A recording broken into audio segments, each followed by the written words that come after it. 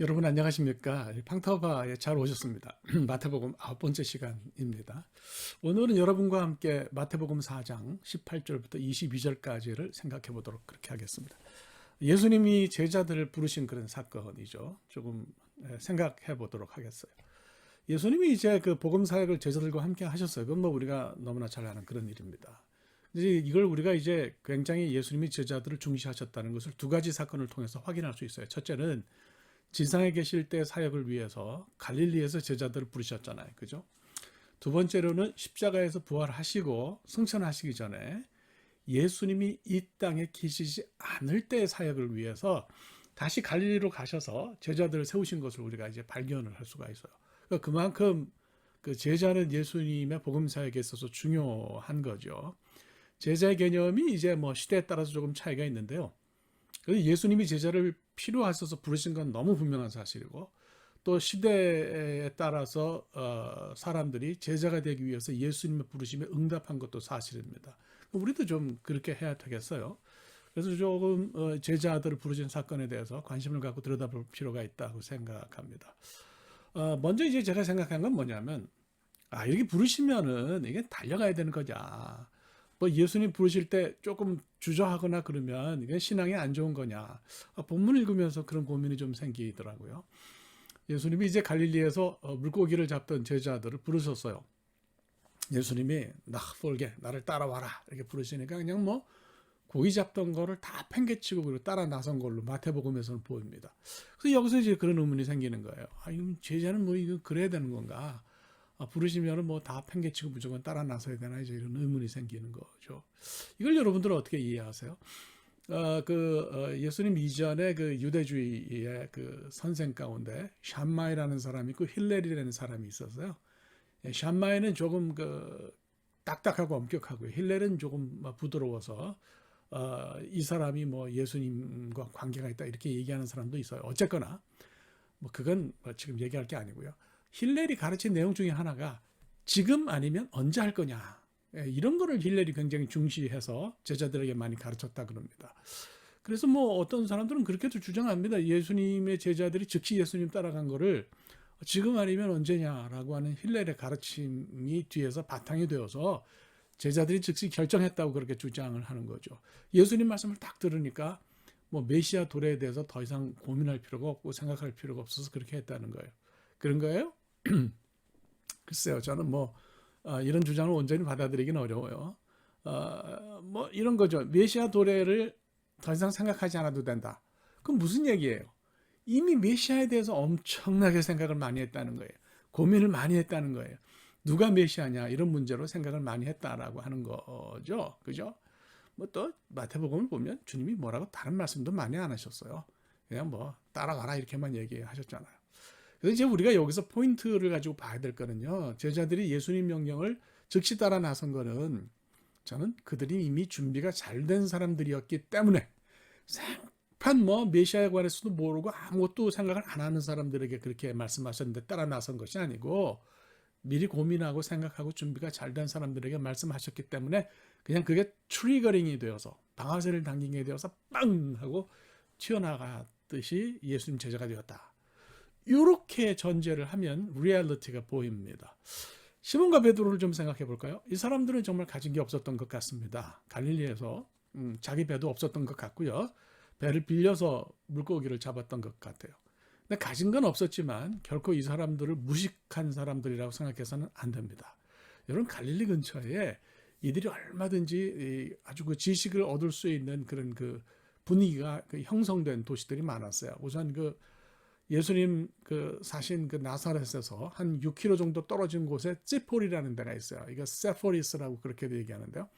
여기는 헤롯 안디바가 그 갈릴리의 수도를 삼은 곳이에요. 유대주의가 굉장히 많이 발전했고요. 로마 문화도 아주 융성했던 곳입니다. 특히 뭐 예수님이 이제 부활 승천하신 다음이지만 주 70년 이후에는 유대인들이 박해를 피해가지고 남쪽에 있는 유대인들이 북쪽으로 올라와서 찌포리에 아주 많이 이주를 했어요. 후에 이제 유대주의 교육의 중심지가 된 곳입니다.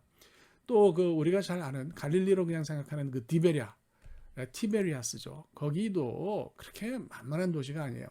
그 헤롯이 그 아버지 헤롯이 로마 황제 그 티베리우스 이름을 따가지고 그 이름을 붙였어요. 그 아주 도시를 잘 개발. 로마 황제 이름을 아무렇게나 붙이도록 허락하지 않거든요. 자격이 있어야 돼요. 그래서 그 자격을 갖추기 위해서 엄청나게 뭐 재개발을 하고 그리고서 그 이름을 붙여서 그 티베리우스에게 그 헌정을 한 그런 도시예요. 그래서 이 디베리아도 만만한 도시가 아니고요. 유대주의에 있어서도 마찬가지. 제가 거기 가보니까 제가 잘 아는 이름을 가진 두 사람 무덤이 있더라고요. 하나는 요하난 벤 자카인데요. 이 사람은 타나임이라고 불리우는 뭡니까 미시나 탄생의 결정적인 역할을 한 랍비군의 거두였어요. 주 30년에 태어나서 한 90년까지 살았는데 그 대로마 항쟁을 유대인들이 할 때 유대교의 명맥을 이은 아주 대단한 랍비예요. 또 한 사람은 람밤이라는 사람인데요. 마이모니데스라고 불리우는 그런 사람이에요. 이 사람은 주 11세기에 살았던 사람이고 조금 연대가 뒤로 가지만 유대교의 하나시 왕 같은 그런 존재여서 엄청난 지도자였어요.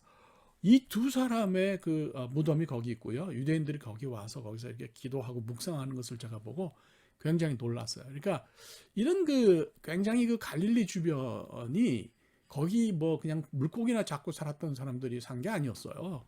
얼마든지 교육을 받고 생각할 수 있었다는 거죠. 그런 분위기가 되어 있었다는 거죠. 그러니까 베드로나 뭐 안드레나 그 주변에 있는 사람들도 이 메시아 대망에 대해서 그러니까 신구약 중간기를 막 뒤흔들고 유대인들을 늘 고민했던 문제잖아요. 언제 우리가 나라를 회복할 거냐. 베드로도 고민을 많이 했을 거예요.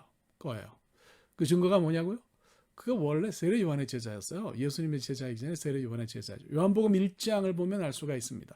예수님이 누군지 베드로는 알고 있었습니다.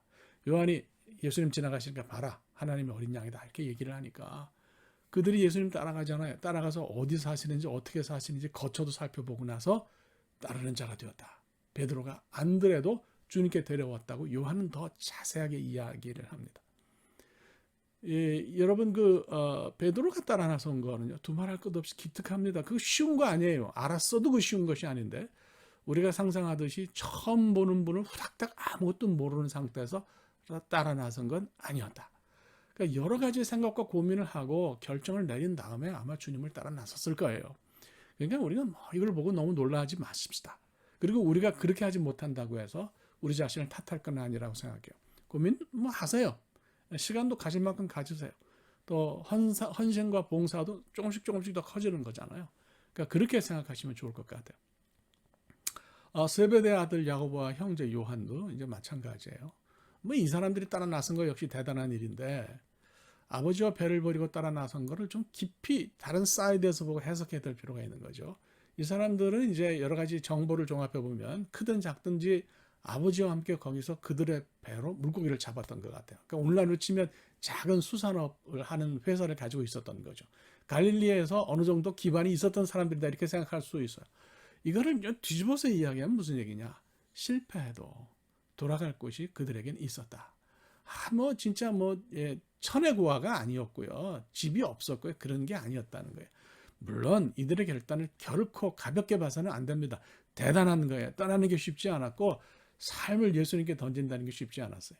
그런데 뭐 구체적 성경이지 않아도 머릿속에 그래도 나는 뭐 나중에 갈 때가 있어 이런 생각이 조금 있지 않았을까 이런 생각이 들어요. 실제로 요한복음 21장을 보면 나중에 그렇게 하기도 했습니다. 그렇죠? 세베대 아들들이 요한복음 21장을 자세히 읽어보세요. 베드로와 함께 다시 갈릴리로 와서 거기서 고기를 잡다가 주님을 만나고 주님의 음성을 다시 듣고 제자로 세워진 것을 우리가 볼 수가 있어요. 그래서 저는 이제 이 제자 세우신 부분을 생각하면서 결론을 내리면 예수님 다 하셨어요. 완벽하고 결단력이 강한 사람만 제자로 부르신 게 아니고요. 우리처럼 평범한 사람을 제자로 부르셨다고 생각합니다. 양육을 하고 시간이 많이 걸려서 그들을 세우셨어요. 공생애를 지나서 다시 부활해서까지 그들에게 가서 그들을 세우셨잖아요. 우리는 다 부족합니다. 그런 모습 때문에 낙심할 것 없다고 생각하고요. 우리가 그만큼 익으려면 신앙적으로 익으려면 시간이 걸릴 만큼 걸리는 거고요. 겪을 거 다 겪으면서 일생을 걸려서 조금씩 좋아져서 뭐 제자도 다 같은 등급은 아니잖아요. 좀 그냥 그렇고 그런 제자에서 아주 좋은 제자로 점점 성장하는 것 아닌가 그런 생각이 듭니다. 그래서 우리 힘내고 우리도 좀 부족해도 다 제자라고 생각하고 제자로 살아가시기를 축복합니다. 다음 시간에는 마태복음 5장 산상수훈 공부를 시작하도록 하겠습니다. 오늘 여기까지 할게요. 감사합니다. 고맙습니다. 예.